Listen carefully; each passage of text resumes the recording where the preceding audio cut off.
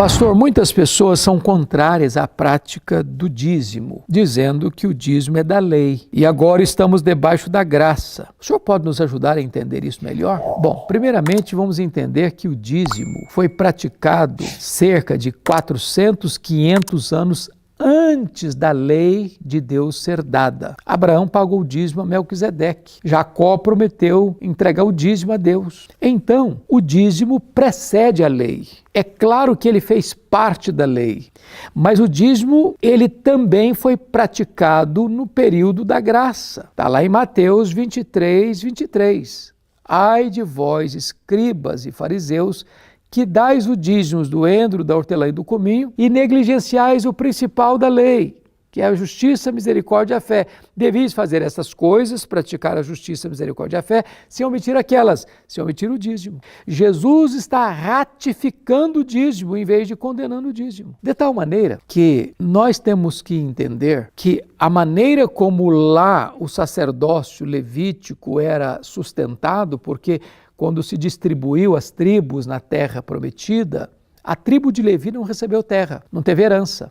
Eles deviam cuidar exclusivamente da casa de Deus, do culto a Deus e do sacerdócio. Eles eram sustentados com os dízimos, os 10%, que as outras tribos traziam. E quando você vai ler o sustento da obra missionária dos obreiros na Nova Aliança, está lá em 1 Coríntios capítulo 9, que é aquele que está no ministério, que viva do ministério. Assim como lá no Antigo Testamento os levitas viviam dos dízimos, aqui no Novo Testamento os obreiros de Deus, a obra de Deus também é sustentada pelos dízimos. Se você perceber, essa é a prática do povo de Deus ao longo da história. Há muitas pessoas hoje que não querem saber do dízimo porque mexe no bolso. E eu quero lhe dizer que eu nunca vi uma pessoa dizimista, fiel, ser mais pobre porque é dizimista. Deus não é Deus de sobra, Deus não é Deus de resto. Deus é Deus de primícias. E a Bíblia diz assim: honra o Senhor com as primícias de toda a tua renda